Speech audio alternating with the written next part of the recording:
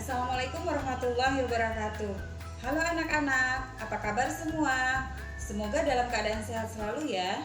Kali ini kita akan belajar tentang ilmu pengetahuan alam bersama saya, Ibu Yanti Lesmana. Sebelum belajar, mari sama-sama kita angkat kedua tangan kita baca basmalah. Bismillahirrahmanirrahim.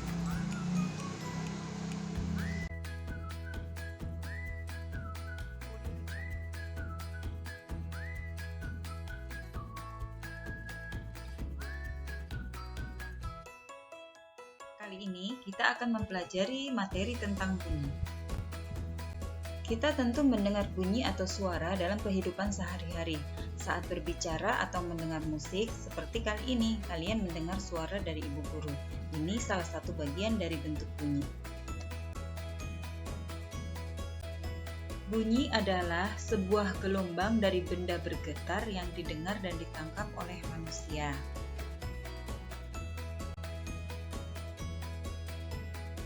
Pengertian bunyi secara umum adalah suatu gelombang yang dihasilkan oleh benda yang bergetar. Seperti contohnya Bu Guru saat ini berbicara. Ada suara yang menghasilkan getaran dalam tenggorokan Bu Guru. Coba kalian praktekkan, kalian berbicara dan peganglah tenggorokan kalian. Ketika kalian berbicara, pasti ada getaran. Seperti halnya Bu Guru saat ini. Pita suara Bu Guru bergetar sehingga menghasilkan bunyi yang dapat kalian dengar. Yuk, silakan dicoba. Nah, bagaimana? Ada getaran kan? Itulah contoh bunyi yang dihasilkan oleh pita suara kita yang kita miliki. Pita suara itu adanya di dalam tenggorokan.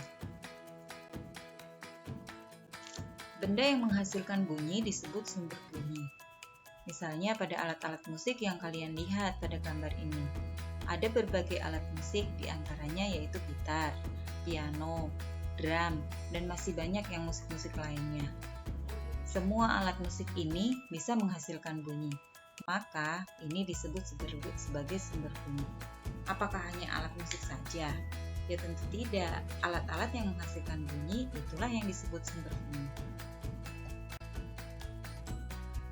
Syarat terjadinya bunyi diantaranya yaitu yang pertama adalah terdapat sumber bunyi. Jadi harus ada sumber bunyinya. Contohnya pada alat musik. Atau kalau pada manusia ada pita suaranya. Nah, itu semua sebagai sumber bunyi. Yang kedua, terdapat medium atau perantara bunyi. Bunyi yang kita dengar melalui telinga kita itu harus ada perantara atau mediumnya.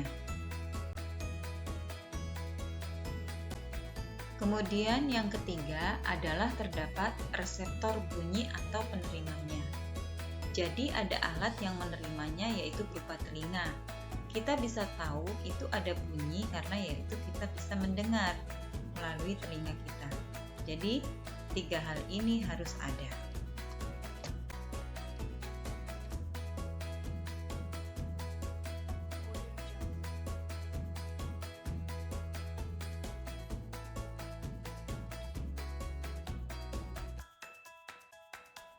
Selanjutnya, kita akan mempelajari tentang sifat-sifat bunyi. Gelombang bunyi memiliki sifat dan karakter sendiri. Apa saja sifat-sifat gelombang bunyi? Yang pertama, bunyi memerlukan perantara atau medium. Karena bunyi merupakan gelombang yang bergerak, maka dalam pergerakannya gelombang bunyi memerlukan media penghantar atau medium. Medium yang diperlukan bunyi bisa berupa zat padat, zat cair, dan juga udara. Sifat bunyi yang kedua adalah bunyi dapat dipantulkan. Bunyi dapat dipantulkan atau refleksi. Bunyi termasuk gelombang longitudinal yang salah satu sifatnya adalah dapat dipantulkan. Hal ini yang membuat bunyi dapat dipantulkan, contohnya fenomena ini dapat kita dengar saat bunyi kita bergema menghasilkan gaung. Kalau kalian ada di sebuah bukit, kemudian kalian berteriak, maka suara kalian akan mengikuti suara aslinya. Nah, itulah yang dinamakan gaung atau bunyi. Lalu yang ketiga adalah bunyi dapat dibiaskan. Sifat bunyi berikutnya adalah bunyi dapat dibiaskan atau refraksi. Hal ini menyebabkan suara yang dihasilkan tidak sekeras aslinya. Contohnya, suara petir yang terdengar di malam hari itu lebih keras karena suhu udara di bawah lebih dingin dari suhu udara di atas. Yang berikutnya adalah bunyi mengalami pelenturan. Bunyi juga mempunyai sifat pelenturan atau difraksi. Contohnya, pada fenomena bunyi yang dilenturkan adalah ketika kita mendengar suara mobil di tikungan jalan, meski kita belum melihat mobil itu belok, tapi bunyinya sudah sampai terlebih dahulu di telinga kita. Selanjutnya, bunyi mengalami perpaduan atau interferensi.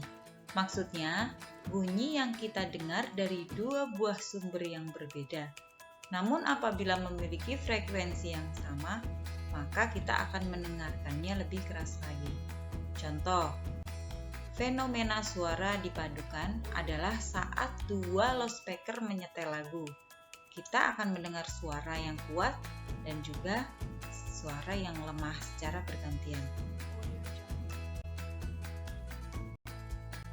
Nah, yang terakhir adalah bunyi termasuk gelombang longitudinal. Yang dimaksud dengan gelombang longitudinal adalah gelombang yang arah rambatnya sejajar atau sama dengan arah getarannya. Jika arah getar bunyi ke kanan, maka gelombang bunyi juga akan merambat ke kanan. Begitu pula sebaliknya. Itulah tadi sifat-sifat bunyi. Sekarang, yuk kita lakukan percobaan di rumah. Bagaimana cara perambatan sifat bunyi melalui media cair, benda padat, juga melalui udara. Selamat mencoba ya. Nah, anak-anak, setelah kalian melakukan percobaan nanti, kalian bisa menuliskan hasil percobaan kalian melalui tabel yang Ibu berikan. Anak-anak, sampai di sini pembelajaran kita kali ini, dan pastikan kalian dapat mengidentifikasi benda-benda berikut ini dan bagaimana cara membunyikannya. Selamat mencoba!